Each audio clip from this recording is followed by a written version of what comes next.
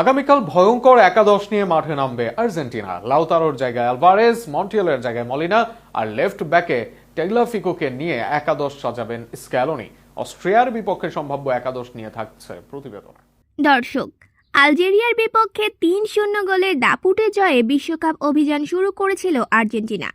এবার নিজেদের দ্বিতীয় ম্যাচে অস্ট্রিয়ার মুখোমুখি হবে বর্তমান চ্যাম্পিয়নরা। আজ ডালাসে বাংলাদেশ সময় রাত ১১টায় শুরু হওয়া ম্যাচে জয় পেলেই দ্বিতীয় রাউন্ড নিশ্চিত হয়ে যাবে নিউল্যান্ড স্কালোনির দলের। প্রথম ম্যাচে দুর্দান্ত পারফরমেন্সের পরেও একাদশে পরিবর্তন আনতে যাচ্ছেন স্কালোনি। ডান পায়ের হ্যামস্ট্রিংয়ে চোট পাওয়ায় গ্যাঞ্জেলো মন্টিয়েলকে বিশ্রাম দেওয়া হচ্ছে আজ। তার জায়গায় শুরু থেকেই খেলবেন নাহুয়েল মলিনা।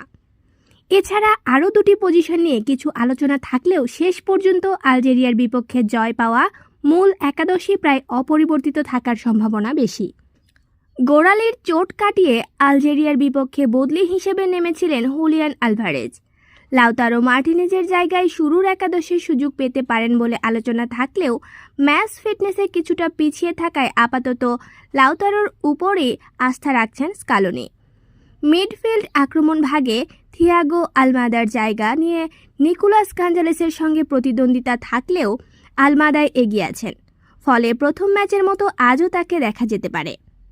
বাঁ প্রান্তে ফাকুন্দো মেদিনায় খেলবেন।